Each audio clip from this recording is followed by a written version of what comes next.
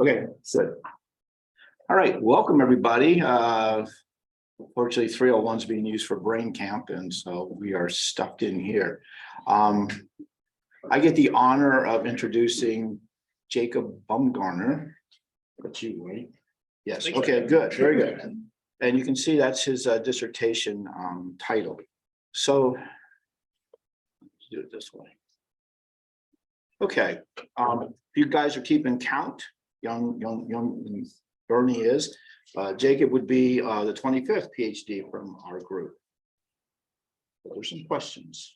You have to answer them. Okay, so a lot of you know that I dabble in science, but I really like numerology. And so what's special about 25? Well, 25 is a very special number, right? I mean, it's a square number being 5 squared. I'm not even going to go through all this, but you can see the specialness. It's under 25 provides a common cutoff point for designating youth. I thought you'd like that. No longer use. I know. And more to the point of numerology, the number 25 is a very special number. It is considered to be an angel number, which means it has a lot of great power and potential lead in the holy year. So that's exciting. It's also associated with the planet Mars, which is aggressive, so keep calm in the war. Some people believe, I think Bernie, that the number 25 is unlucky because it can represent chaos and destruction. However, this number can be seen as a sign of good news and new beginnings. The number 25 is all about change and progress, so it's important to embrace the challenges that come with it. And I'm not saying Jacob was a challenge, but I'm not saying it wasn't. Okay, so let me go briefly over his history and let him talk 1 minute in. So what's his history? Well, he grew up in a place called Charleston, West Virginia.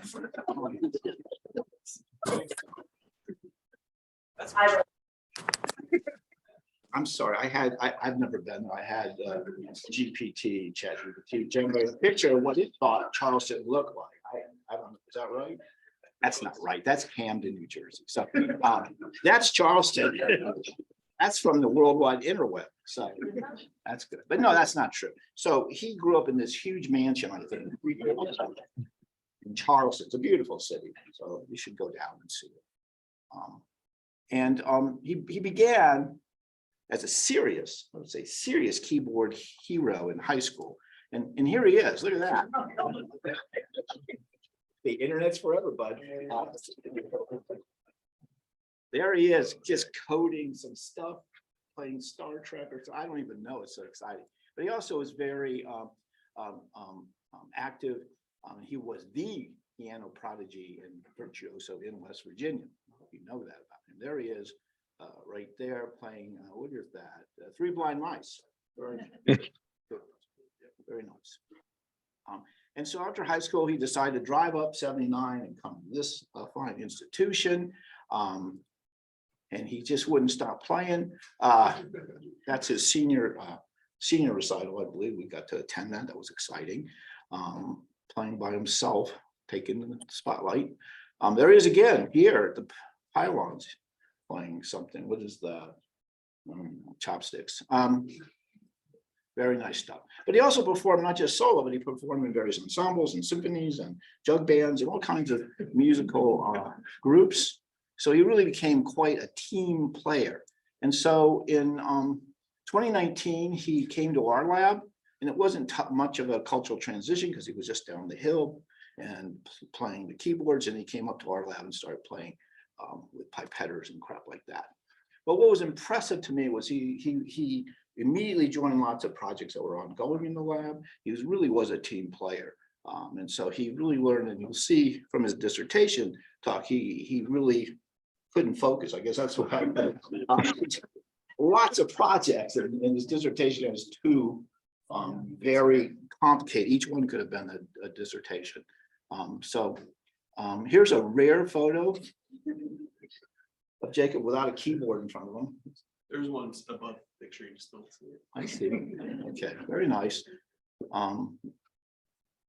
So even though he was out there on the lake doing nothing, he did manage to publish some papers, which is impressive.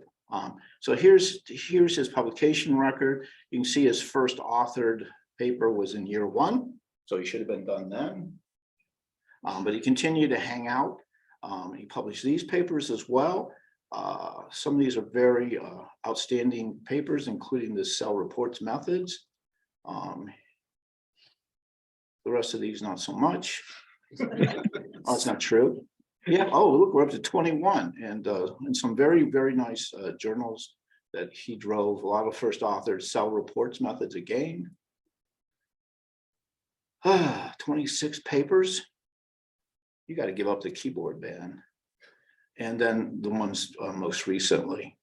I almost forgot this chapter. So he published 31 papers as a grad student, 4 years. Pretty impressive, Jacob. His next steps after he gets a PhD. Recording in progress. Okay, good. I should have want that first part recorded. The next steps for young Jacob, he won't tell me. We don't know. We honestly don't know. He's going into industry, he's interviewing. That's all I know. He wants to make a lot of money. Did I sum that up nicely? That's good. Okay. Good for you.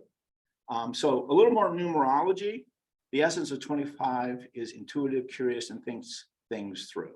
That's Jacob. 25 contains much of the 7 essence. I don't know what the heck that is. However, it contains the energy of relationships, companionship, and expression of personal freedom. 25 is introspective. The number has a scientific inclination when it comes to analyzing data and considering it for viable conclusions. Still, even with its scientific propensity, 25 seems to have a spiritual orientation. Okay. Quality is appreciative, elegance, taste, and beauty are important. 25 has an ongoing urge to accumulate wisdom. Both spiritual and analytical factors are applied to every new thing discovered. And although it tends to be private, 25's realm includes teamwork, companionship, diplomacy, and a spirit of cooperation. And that is our friend Jacob. And I know this is all true because I got it from the worldwide internet. That's a quote. All right, but enough about that. Without further ado, artificial light at night disrupts pain behavior and cerebrovascular structure in mice. Jacob.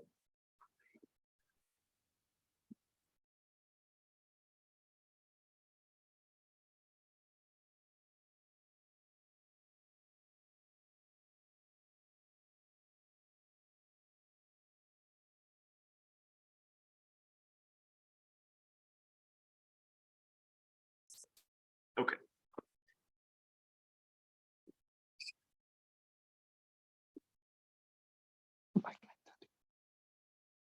All right, well, thank you, Randy, for the very kind introduction and numerology lesson. I think 25 is a great number, so really appreciate that. And thank you to all of you for attending today for my dissertation defense, even in the small room. So today I'm going to be presenting on some of the research I did as a graduate student in Randy's lab. And in Randy's lab, at a higher level, what we do is we study the effects of circadian rhythm disruption on health. Specifically, as a graduate student, I researched how artificial light at night exposure impacted 2 aspects of physiology and behavior. And so today in my talk, I'm going to give this presentation in 2 parts. And in the first part, I'm going to highlight first aim of my dissertation, where I examined how artificial light at night disrupted and exacerbated pain behavior in rodents, both in the context of health and modeled phenotypes of disease. In the second part, very tangentially, as Randy mentioned, I'm going to take a step to the side and discuss how I examine the effects of artificial light at night on vascular structure in the hippocampus of the brain of mice. So to start part 1, I want to give a little bit of background on circadian rhythms, a little bit of context to the research I did.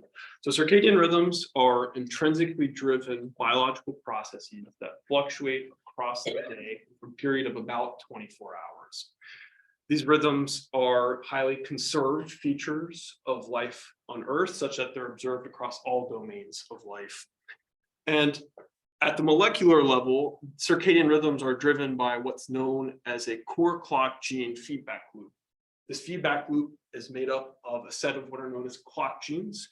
And these clock genes, as we can kind of see a little bit here, interact with each other such that they regulate the transcription of each other and themselves to form a feedback loop.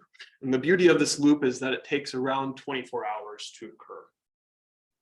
This loop regulates the temporal aspects of physiology and behavior because these genes not only regulate the expression of themselves and themselves and each other, but they also regulate the activity of a variety of the rest of the genome. Recent estimates suggest that around 80% of the primate genome is either directly or indirectly regulated by these clock genes. So from this abstract level of circadian rhythms, we could consider some of the examples of circadian rhythms in humans. So circadian rhythms exist at pretty much all levels of hierarchy of biology, from very complicated behavioral processes such as the sleep-wake cycle, activity patterns, and even learning and memory.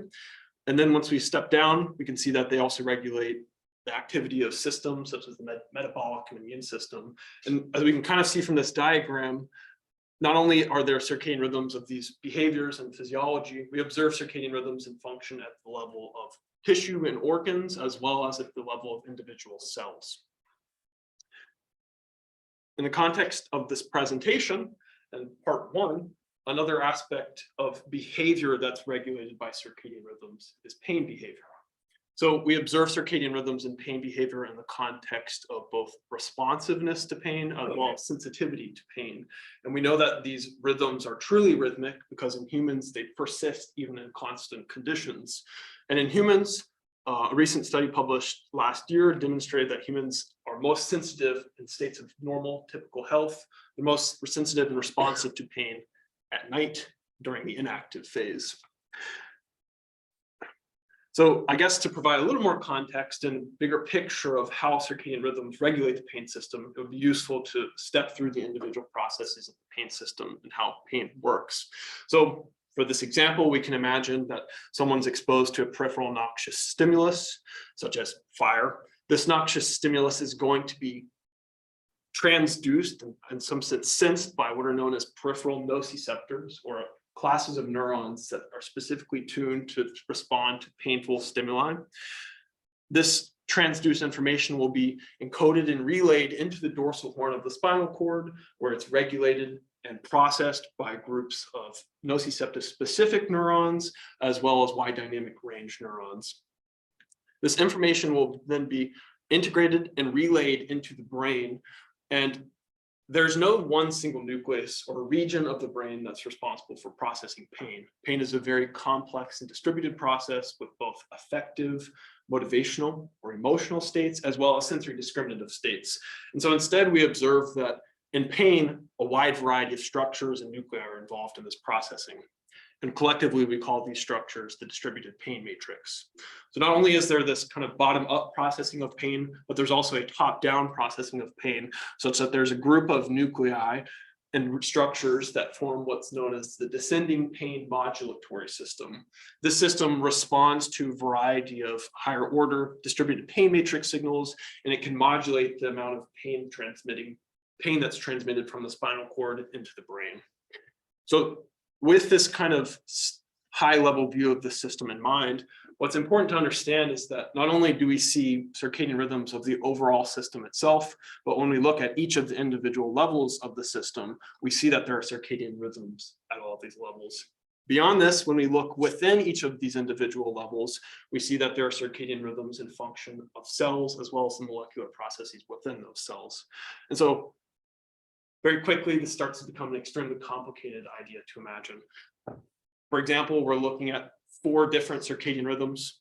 A couple of them are hormonal, one is related to behavior, and one important aspect of circadian rhythm biology is that not all rhythms are necessarily aligned to one another or in phase with one another. And what I mean by this is that not all rhythms necessarily peak or trough at the same time. And this is just 4. There are dozens in the pain system, and probably hundreds throughout the rest of the body. And so very quickly, this becomes a chaotic system to imagine. And what's important is that for optimal health, these rhythms have to be aligned to one another, not necessarily in terms of their peak and trough, but in terms of when they're occurring in relation to each other. So with this very complicated process or problem in mind. The evolutionary solution to this problem, so to say, in mammals was the development of what's known as the central clock, which in mammals is called the suprachiasmatic nucleus. This is the structure located in the hypothalamus of the brain. And what this SCN does for short is it regulates the internal synchronization of circadian rhythms, as well as coordinates the synchronization of internal rhythms with the environment. And the primary way that it coordinates internal rhythms with external rhythms is photic signaling or light signaling that primarily comes from the solar light-dark cycle. And again, I really want to emphasize how important the internal and external synchronization of these rhythms is for optimal health. In the context of evolution, this form of well-aligned synchronization of internal and external rhythms is a relatively easy problem, as we evolved under very brightly lit days and dim or very dark nights. Unfortunately, our modern environments are no longer conducive to this form of brightly lit days and dark nights. Instead, since the beginning of the Industrial Revolution, humans have been increasingly exposed to what we call artificial light at night, which we can think of as light from our phones, TVs, lamps, so on and so forth. In the context of the US and Europe, pretty much every human in those regions is exposed to artificial light at night beyond natural levels. Thinking globally, over 80% of humans are exposed to light at night beyond natural levels, and a growing amount of natural land mass and regular nature is exposed to light at night. So although light at night might seem like it's an innocuous feature of our modern environments, it's not. It actually has a lot of very negative side effects associated with it, some of which are listed here, but worth highlighting are risks for obesity, cardiovascular disease, cancer, and very importantly in the context of my research, inflammation, both centrally and peripherally. So with this background in mind, I want to start to highlight some of the foundational ideas that formed the first experiment that I ran as a graduate student, where we understood that at the time circadian rhythms regulated pain behavior, and we understood that disruption of circadian rhythms had a lot of negative side effects that could be related to altered pain behavior. So what we wanted to understand and test was if there was some relationship or some negative effect of artificial light at night exposure and related circadian rhythm disruption on pain behavior in rodents. So this leads to the first hypothesis for the first experiment that I'll present in part one of 3 experiments. And effectively, we hypothesized briefly that exposure to artificial light at night disrupts circadian rhythms, and exacerbates pain behavior in a state of typical health. So to design this experiment, we based our experiment based on previous experiments run in the lab. We used what's frequently called dim light at night, both by our lab and others in the field. And for context, we use dim light at night at a level of 5 lux.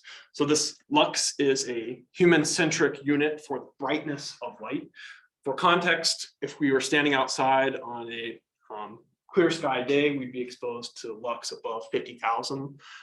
In terms of this room we're in now, we're likely exposed to somewhere between 150 and 1,000 lux. And in natural environments without artificial lighting, we're exposed to lux well below 1 level. Instead, the light level that we were using was 5 lux. And for context, we can think of this brightness as about the brightness of a child's nightlight from a meter away. So it's relatively low levels of light. What we did is we did baseline pain testing for these animals. We then exposed them to artificial light at night for 4 weeks. We tested pain behavior at 2 time points. We first tested at a short-term time point, 4 nights, which is based on some supporting evidence from a previous publication in the lab. And then we repeated pain testing at week 4 prior to tissue collection. For some context of understanding the pain behavioral testing that we did 2 sets of testing. The first set of testing was related to thermal pain, so both hot and cold stimulus. And to do this testing, we placed mice on either hot or cold plates at temperatures that are known to induce activity of both hot and cold nociceptors. And what we do when we put the mice on these plates is we start a stopwatch. And we watch for a set of specific behaviors. You could just see there the mouse licked its hind paw. What we call that is a nocifensive response, or it's what we're effectively calling a response to a painful stimulus. So we watch for both licking of the hind paws, shaking of the hind paws, extended withdrawals where they lift their foot up and leave it up, jumping, or some form of vocalization from the mice. The next test that we did was not necessarily a test related specifically to noxious painful stimulus, but instead it's a test of mechanical sensitivity or mechanical responsiveness. So this is a test known as the Von Frey test, and effectively what it is you put a mouse or a rat in this context on a wire cage. You then press a wire filament onto the plantar surface of the hind paw, and you measure the force required to elicit some form of response. So this test in itself isn't explicitly painful. Instead, it's a normal stimulus, but it allows us to understand if there's differences in responsiveness to non-painful stimuli.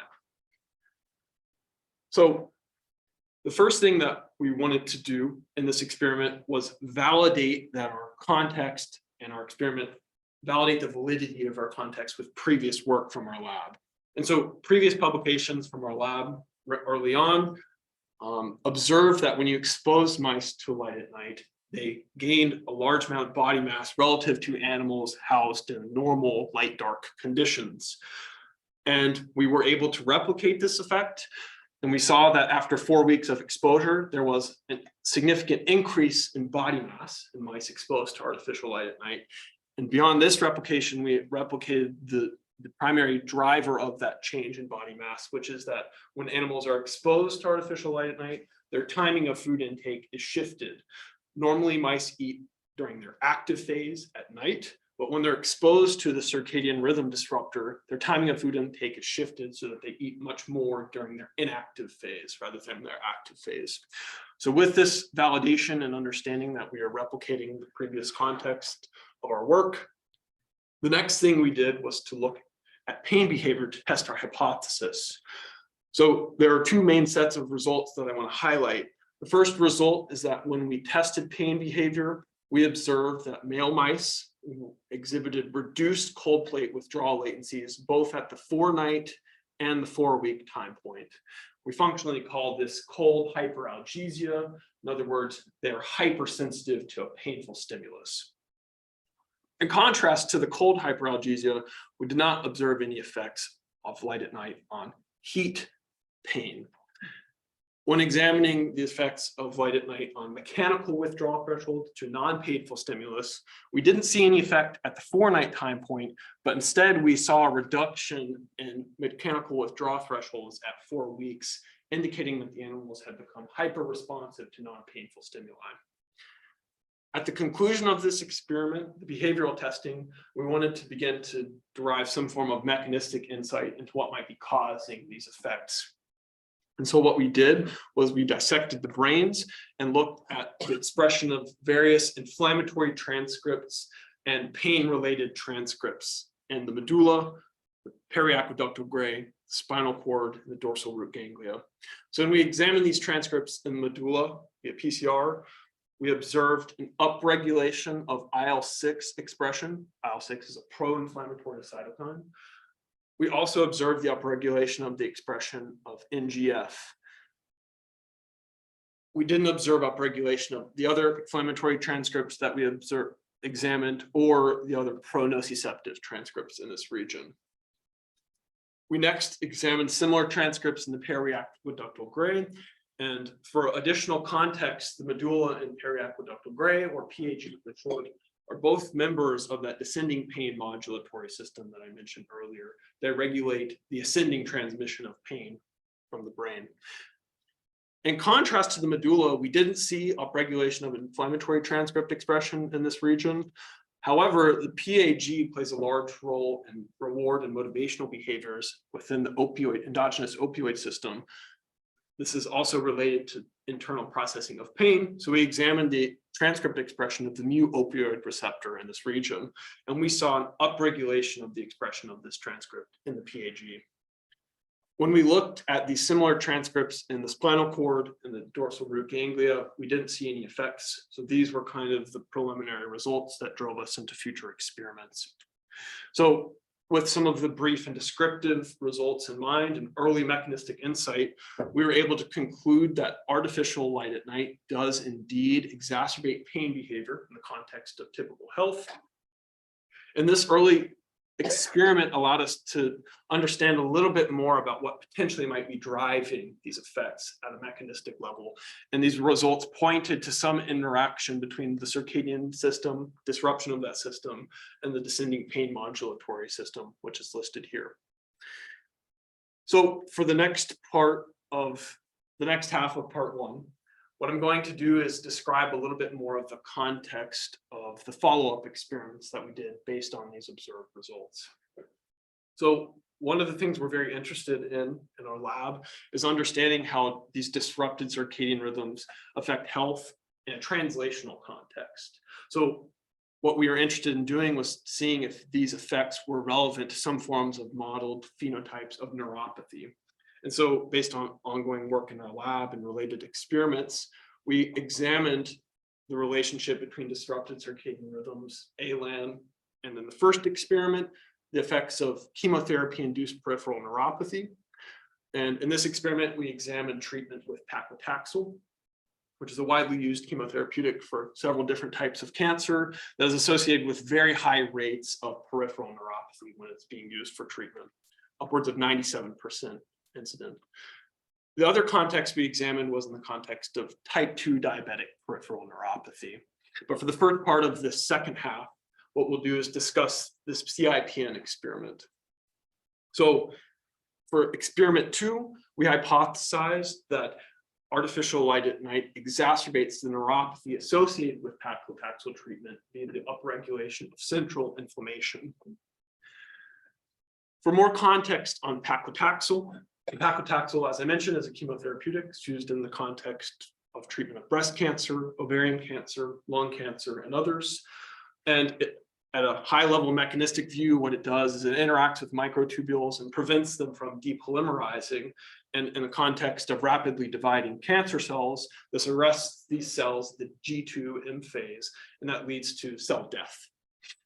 However, paclitaxel does not only interact with cancer cells in the body, interacts with other cells in the body as well, including neurons.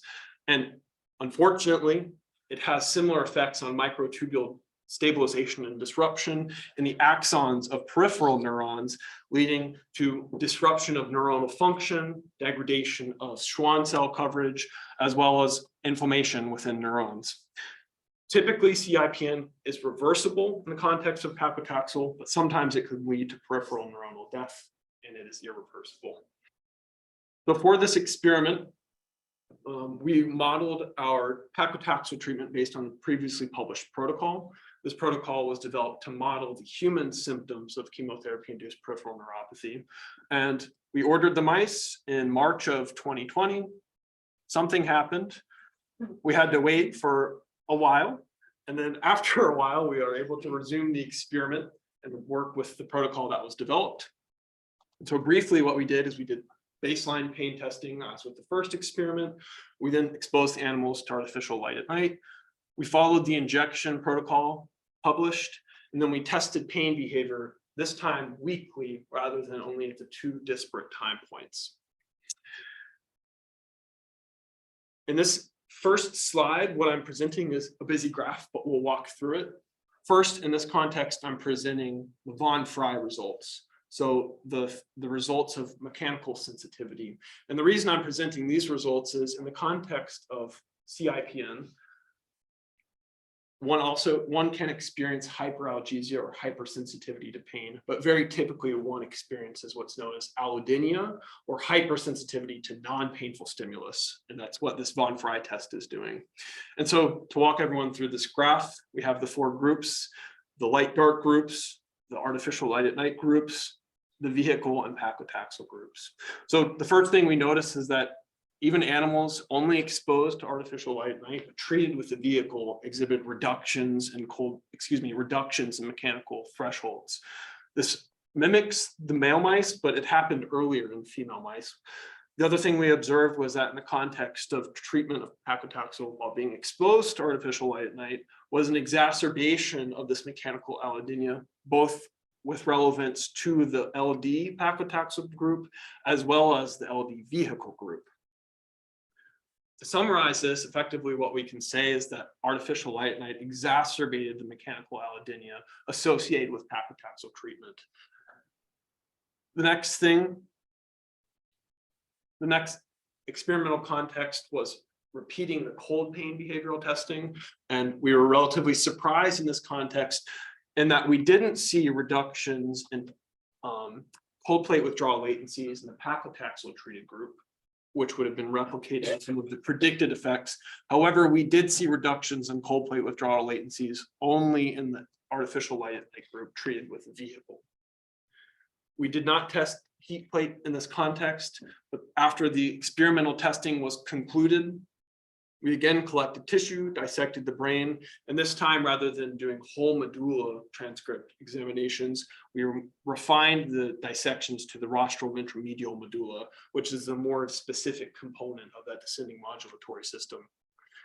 We observed increased expression of IL-6 in female mice with a main effect of lighting condition, suggesting that artificial light exposure alone increased this transcript expression, but this was very likely driven by the chemotherapy light at night group. In contrast, when examining MOR or mu-opioid receptor expression in this region, we didn't replicate the effects that were observed in male mice, implicating potential sex differences in the mechanisms or differences in the underlying paradigm of the experiment.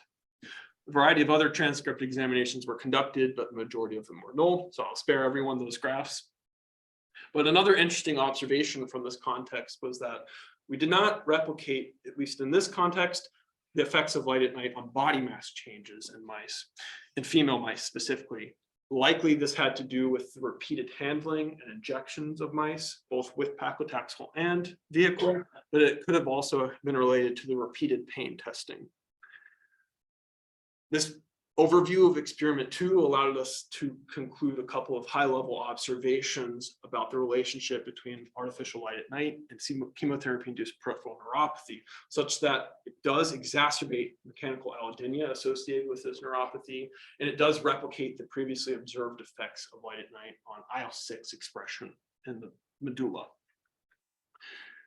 Moving to the next context, we examined these effects similarly in the context of diabetic peripheral neuropathy. So for this experiment, we hypothesized that artificial light at night exposure exacerbates the mechanical allodynia and neuropathy associated with type 2 diabetic neuropathy in a mouse model of type 2 diabetes. So in our model, in our experiment, we modeled type 2 diabetes using a previously established protocol where we first gave the mice a Western diet or a very high fat diet for a period of about 3 to 4 weeks. And then we gave them a repeated injection series of a chemotherapeutic known as streptozotocin. The reason we inject with streptozotocin to induce a type 2 diabetic phenotype is that streptozotocin very specifically targets pancreatic beta islet cells. And the reason it's uptaken so specifically into these cells is that it mimics glucose in structure and is rapidly uptaken by glucose transporters. It arrests DNA synthesis and leads these cells to become quiescent, and at high enough concentrations can cause them to die. So in this experiment, as I mentioned, we exposed the animals to high-fat diet. We injected them with STZ for 5 days based on this previously established protocol. We returned them to normal chow, and then we conducted pain behavioral testing as similar with our previous experiments. In addition to this, we tested glucose to measure the effects of artificial light at night on diabetic progression. So in contrast to the first 2 experiments where we observed increases of body mass following exposure to light at night, in this experiment at the onset of light at night, we observed reductions in body mass.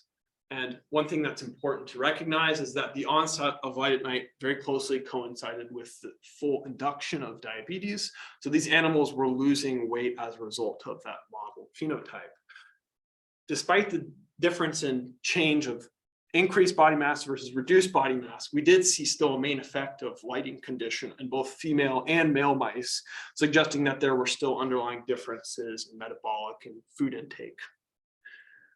The next thing we did was to examine blood glucose levels throughout the artificial light at night component of this experiment, and we observed a very stark sex difference, such that artificial light at night exposure only exacerbated blood glucose in male mice after 4 weeks of exposure, but this effect was not observed in female mice. The sex difference persisted when we examined behavioral outcomes, such that when we examined cold hyperalgesia and mechanical withdrawal thresholds, we only saw a reduction in mechanical withdrawal thresholds in male mice at the 4-week time point, which was consistent with the first experiment I presented. As I mentioned, we didn't observe these effects in females.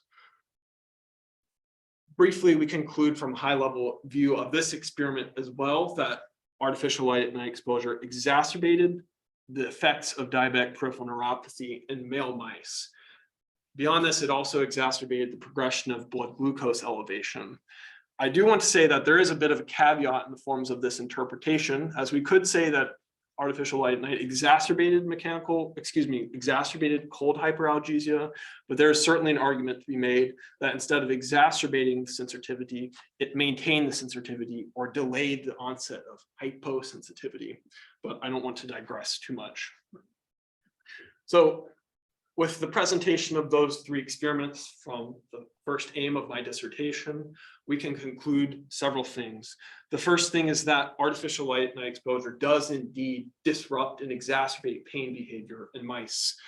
The second conclusion is that this observation is consistent both in the context of typical health and modeled disease phenotypes.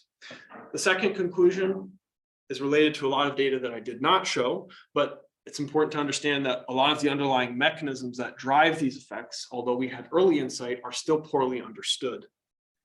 The last thing to conclude and highlight from this section of the talk is that artificial light at night should truly start to be considered as a mitigating factor in the context of the treatment of pain in the clinic. And by this, I mean that when treating pain, states of chronic or neuropathic pain, clinicians and physicians should really try to start to understand if eliminating light at night or reducing light at night exposure could improve pain behavioral outcomes. So that would be the conclusion of the first part of my presentation. I'd be more than happy to take any questions now related to this part, or I can directly move in. Either way is completely fine with me. I think a lot of questions that you have. Sure. Yeah. All right, thank you, Courtney. So, very tangential. Stepping away from the context of pain behavior, we're going to remain in the context of disrupted circadian rhythms by exposure to artificial light at night. But instead, we're going to shift to an entirely different aspect of physiology, where in this part, I'm going to present the effects of artificial light at night on vascular structure in the hippocampus of the brain of mice. So for context, the underlying motivation and rationale for studying this effect and conducting this research was based on research very recently published in Randy's lab by a former postdoc, William Walker, where they exposed mice to artificial light at night for very short-term durations. They exposed them to light at night for between 3 to 4 nights. And the motivation of this time point is that it roughly tracks the average duration of a stay in the ICU. And what they observed was that even in a very short-term context of artificial light at night exposure was upregulation of inflammation in the hippocampus and hypothalamus of the brain, as well as altered angiogenic signaling in the hippocampus. And functionally, they observed increase of depressive-like behaviors and anxiolytic outcomes. With this context and a lot of the context that was provided in part 1 of the effects of circadian rhythm disruption and artificial light at night, we hypothesized that exposure to short-term and low levels of artificial light at night disrupts and alters structure and topology of vasculature in the hippocampus of mice. So to test this hypothesis, we set up a very similar experiment to the one that was conducted previously, where we exposed mice to artificial light at night for 4 nights. the animals were euthanized, and I should also say that we exposed them to very low levels of light at night, again, 5 lux. The animals were euthanized, and then they were tracked into one of 2 different follow-up experiments. In the first experiment, we examined the effects of artificial light at night on vasculature in the hippocampus using lectin perfusions. And effectively what we did is we injected the animals prior to euthanasia with a fluorophore tagged tomatolectin. Tomatolectin binds to endothelial cells. We then perfused the animals, sectioned the tissue, and we imaged and quantified these hippocampal regions. To quantify the underlying differences within the hippocampus, we wanted to understand the underlying substructural differences that might be occurring. To do this, we used manual segmentation techniques using the Allen Brain Institute P56 Mouse Brain Atlas as a reference, and we manually segmented the CA1, the CA2 and 3 together in the dentate gyrus of the hippocampus.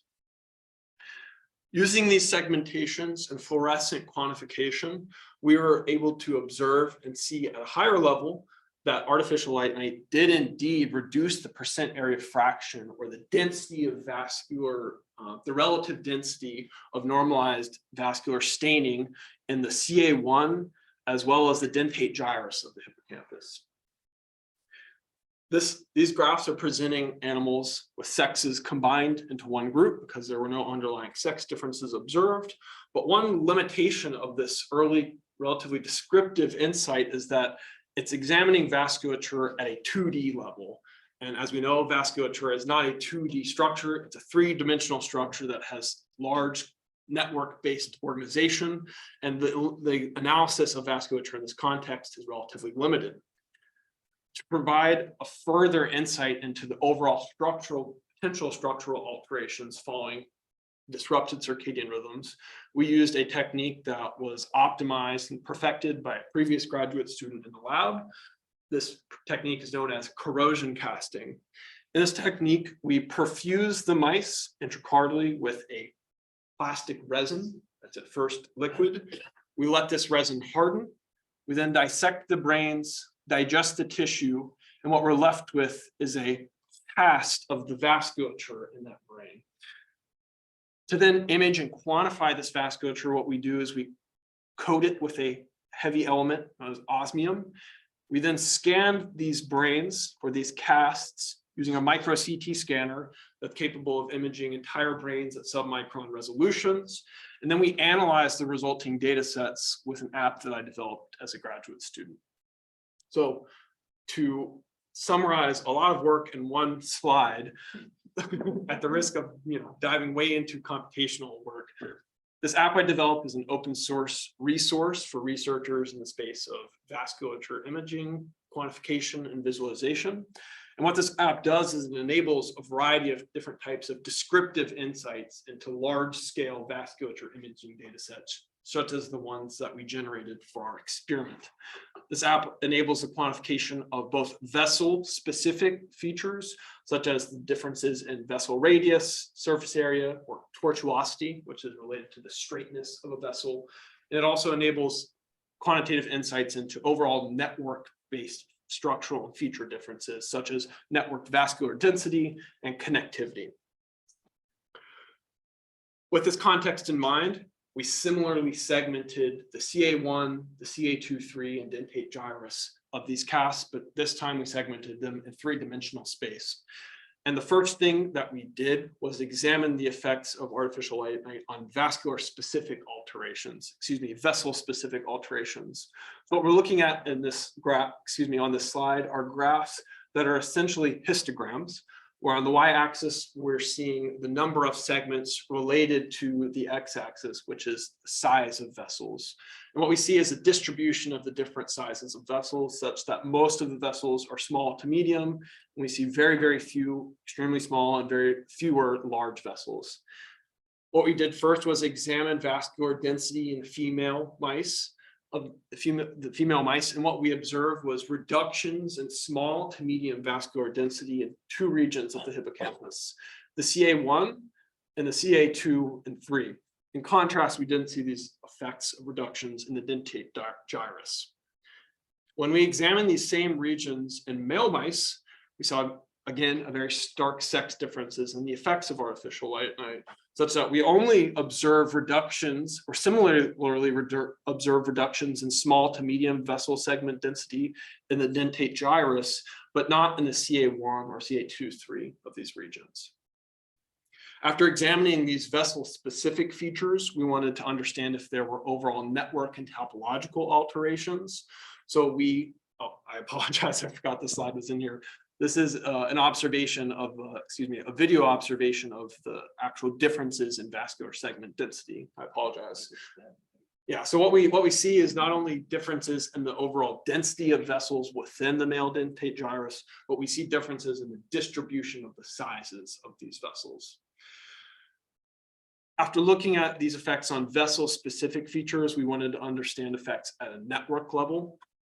So we ran a variety of different types of analyses in these regions, but what we observed was that in the female CA3, which was consistent with the previous results, but not the male CA3, we saw reductions in overall network volume and network surface area. Not only were there these sex differences in the effects of artificial light at night, but there were further sex differences in the overall volume and surface area in these regions. The next thing was to examine connectivity of vascular network in these regions. As with the previous few slides, we saw consistent sex differences again in this region, and we saw reductions in vessel branch point density, as well as increases in vessel endpoint density. And we can make some speculative functional translation of these results to kind of summarize that when we see increases in vessel density and reductions in branch point density, we can infer that there are reductions in vessel delivery of metabolic supplies, as well as clearance of metabolic waste in these regions. So the few slides that I've shown for this experiment are very descriptive. They're describing the changes that happen following exposure to artificial light at night on the vasculature in these regions. We did have some early mechanistic insight into what might be causing this from the previous experiment I mentioned, which suggested that these effects might be related to altered angiogenic transcript signaling. But the next thing was to try to understand if we could derive more mechanistic insight into potential future experiments. So what we did is we ran bulk RNA sequencing transcriptomic profiling of whole hippocampus dissections from female and male mice, exposed similarly to 4 nights of light at night or consistent light dark conditions. And we observed, consistent with the observed differences in vascular alterations, we observed pretty stark differences in the transcriptomic alterations following artificial light at night exposure. And this is more of a slide to just show that there were many differences, but the next slide is going to try to highlight that a lot of those genes that were highlighted, a lot of the heat maps that were shown were related to functional differences, or gene set differences related to extracellular matrix organization, cellular division, and as well as angiogenic signaling, blood-brain barrier morphogenesis, and the maintenance of the underlying blood-brain barrier. So from those descriptive results, as well as some of the early mechanistic insight, we were able to derive a few potential hypotheses of what might be causing these effects and produce follow-up experiments to test these results. So with a conclusion of part 2, what we observed was that very short-term exposure to artificial light at night, only 4 nights, led to rapid structural alterations in the vasculature of the hippocampus of mice, as well as alterations in the underlying transcriptomic profile of this region. We also observed that there were stark sex differences in these effects, both at the descriptive vascular level as well as transcriptomic levels. The final kind of functional interpretation of these results is that, similarly to the context of light at night and the treatment of pain, artificial light at night should be considered as a form of mitigating factor, particularly in the context of the treatment of cerebrovascular disease, very especially in the context of hospital stays such as ICUs, where patients are exposed to high levels of light at night. So with that, I will conclude my 2-part presentation. I would like to thank everyone in my lab for all of their assistance and ideas throughout my degree. In particular, I'd like to also thank my undergraduate students who provided a lot of manual and intellectual assistance. I'd like to acknowledge my direct and indirect funding support, particularly the ADRD stroke T32. And I'd like to thank Randy again for his mentorship and advisorship throughout my degree. And on top of this, I also want to take a second to thank my wife, Madeline, for all of her unconditional support, as well as all of my family, friends for their support throughout my degree.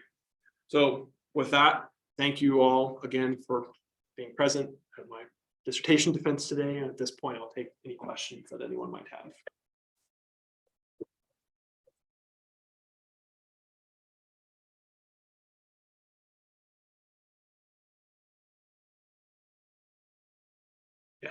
That was really, really interesting work. You mentioned that you saw a shift in their feeding behavior when you had the light at night, Yes. right? So did you see an overall decrease in food intake? Great question. In the context of my experiments and the other experiments in our lab, we observed that the overall food intake stays the same. It's the timing of food intake that's shifted along. Have you ever looked at after your acute exposure, if you shift the mornings back to like a normal time Sure. exposure, if their vasculature normalizes after that? Yeah, it's a great question. So we haven't done that, but we do have a little bit of insight from previous work in Randy's lab, where a previous graduate student, similarly, as you mentioned, exposed animals to light at night and then restored their lighting conditions to dark nights. And they were specifically looking at the effects of light at night on depressive-like behavior and inflammation in the hippocampus, as well as neuronal structure. And they observed that very rapidly after returning the animals to dark night, that those effects were reversed. So I would predict that those effects are likely also reversible in the context of the vasculature experiments. Yeah. I have a follow-up question to that. So you mentioned that it was a short exposure to the light change. Sure. And if you would have the longer exposure, do you expect the plateauing effects and those vascular alterations, or do you expect the decrease continues? I don't know. to what Yeah, extent? I think that's a great question. I would predict that likely there would be some form of plateau. That can kind of, I'm not sure of the maximum length that we've exposed mice to light night and measured body mass changes, for example, but I would expect that there would be some top out or would be some form of plateau in that context, as well as the context of likely my pain differences, as well as the vascular differences. But I can't say for sure. Yeah, I can only speculate. How do you think, or do you know how the intensity of the light at night use would change some of these factors? If you use 100 lux, or do you expect it would change something, or is it known if it changes drastically? Yeah, it's a great question. So I don't know directly from my experimental context, but there's a lot of published work on, they just effectively call it dose responsiveness to light in the context of nighttime lighting exposure. And there are some contexts of, like, you see some form of normal dose response where more lighting can lead to worsened inflammation or worsened outcomes in those contexts. But another thing to consider is that if you're exposing animals to too bright of light at night, they can eventually become arrhythmic because they're exposed to what could effectively be seen as constant conditions. So it's an entirely different type of paradigm, if that makes sense. Yeah, that's a great question. And a brief follow-up. How long is your light at night? It's continuous? So are there differences if you only use short-term light at night exposure, if you expose them for only half of the period? Yeah, that's another great follow-up question. So two-part answer. One part answer is that some people have done that type of research externally, not in our group. And I think that, I can't remember off the top of my head the exact context, but there were differences in the effects of the timing. There were similar effects in the context of the effects were negative, but I can't speak to the specifics. The other part of my response is that I actually tried to run an experiment like that early on in graduate school, where I expose them to early, middle, and late light at night, right? But unfortunately, the outcome of that experiment, we weren't able to really validate the underlying experiment itself because we were housing the animals in ventilated chambers, and that seemed to be masking some of the effects. Yeah, but it's definitely a really excellent question, because especially in the context of humans or myself, for example, anecdotally speaking, a lot of my light at night exposure is from being on my phone or my laptop early at night versus throughout the whole night. Yeah, great question. So at night is when the mice are most active. Yes, that's right. Their eyes are open, That's right. and a lot more of that light is actually reaching the central visual receptors. Absolutely. That's not the case for people, right? Correct. So can you help me understand sort of how this might apply to the level of light I want to keep in my own bedroom? Sure. Yeah, that's a great question. So I'll respond to that in a couple of different parts. So the first thing I'll mention is even if eyes are closed, some light can still be transmitted through the eyelids. So that's one thing that's There's a lot, right? Especially in a lot of it is blocked, absolutely. I can't speak to the specific wavelengths that are specifically blocked. A lot of it has to do with, of course, longer wavelengths are able to pass through skin a little bit easier. So likely some of the longer wavelengths might be passed through. But the other context to consider in the discussion of kind of the translation of some of the nocturnal aspects of mice. Maybe this is tangential to your question, so feel free to stop me if it is, but one of the reasons we study this effect in the context of mice is so that we're isolating the differences between circadian rhythm disruption and sleep disruption. So by studying nocturnal mice, we see that light at night doesn't affect their overall sleep during the day. We're isolating it specifically to circadian rhythm disruption. So kind of with those two aspects in mind, to try to answer your original question, I don't know if I can necessarily say what the optimal level would be or what the safe level might be in your nighttime and lighting environment in terms of what can pass through your eyelids. But really what we observe, particularly in the context of a lot of human studies, is that any form of light exposure can have negative effects. Can I ask a statistical question? Sure.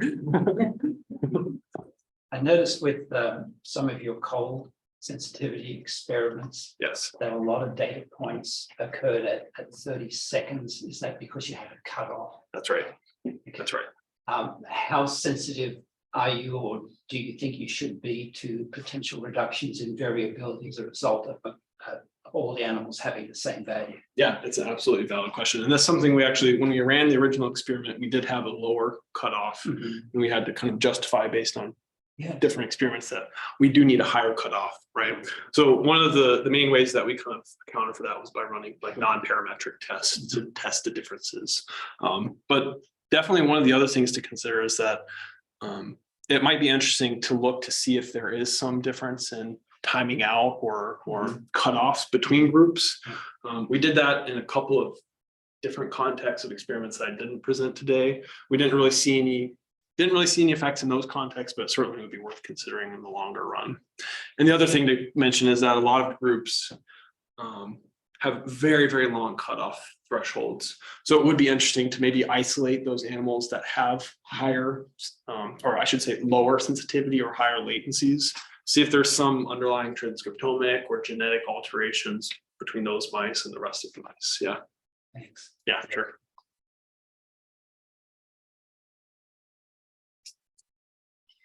We are right at 3. Nice. So if there's not any other questions, thank you very much. Yeah, thank you, everyone.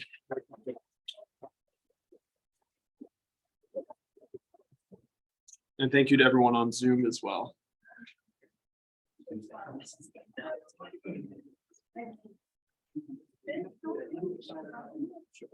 Hey, Courtney, I think he is. I think he was just on Zoom for the